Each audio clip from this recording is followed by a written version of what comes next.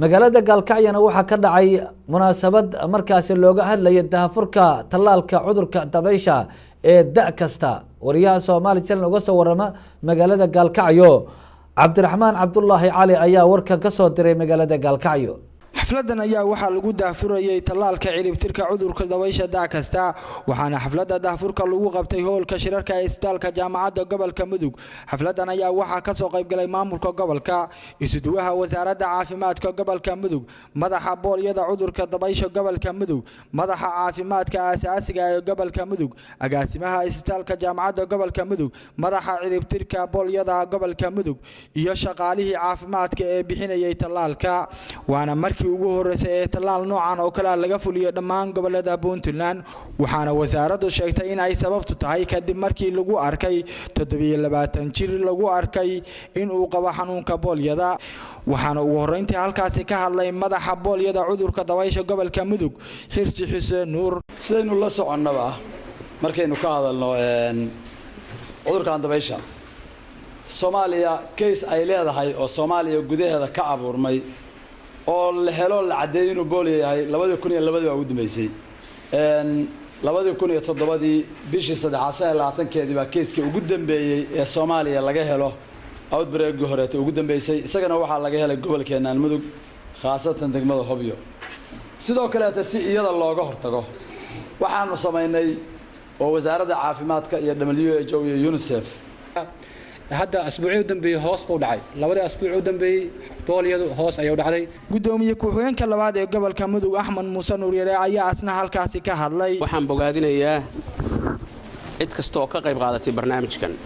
aad baan ugu mahadcelinayaa WHO UNICEF wasaaradda caafimaadka ee Puntland waa mahadsan yihiin waxaan aad ugu mahadcelinayaa dadaalka wasaaradda ku soo kordhay 4 sano ugu dambeysay iyo maamulka isbitaalka gobolka Mudug iyo agaasinkiisa iyadana dadaalka ku soo kordhay waxa la barnaamijkaas waayeelku waxa la wuxuu u qaadanayaa si uusan dareemi karin ba xanuunkaas ugu jiraya isaga laakiin uu gudbin karo hadiiba lagu ku qaloocan mayso laakiin waa kugu dhex jiraa waadna gudbinaysaa mar haday saa tahay waxaan u diyaarnay dhamaanteen inaan qaadano gabagabadii xafladda ayaa waxa ugu horeyntii talaalka lagu bilaabay madaxdii ka soo qayb gashay xafladdaas Cabdiraxmaan Cabdullaahi Cali telefishinka caalamiga ee Soomaali Channel Gaalkacyo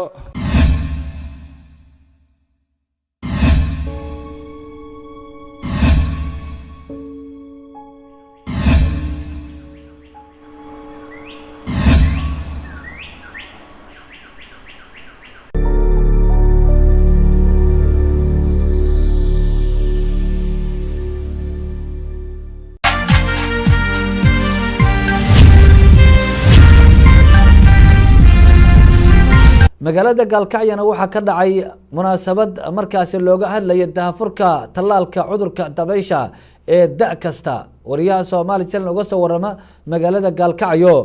Cabdiraxmaan Cabdullaahi Cali ayaa warkan ka soo diray magaalada Gaalkacyo xafladan ayaa waxa lagu daahfurayay talaalka ciribtirka cudurka dabaysha da' kasta waxaana xafladda daahfurka lagu qabtay hoolka shirarka ee isbitaalka jaamacadda gobolka Mudug xafladan ayaa waxa ka soo qayb galay maamulka gobolka isuduwaha wasaaradda caafimaadka gobolka Mudug madaxa booliyada cudurka dabaysha gobolka Mudug madaxa caafimaadka aasaasiga ee gobolka Mudug agaasimaha isbitaalka jaamacadda gobolka Mudug madaxa ciribtirka booliyada gobolka Mudug iyo shaqaalihii caafimaadka ee bixinayay talaalka waana markii ugu horeysay ee talaal noocan oo kala laga fuliyo dhammaan gobolada Puntland waxaana wasaaraddu sheegtay in ay sababtu tahay kadib markii lagu arkay 27 jir lagu arkay in uu qabo xanuunka booliyada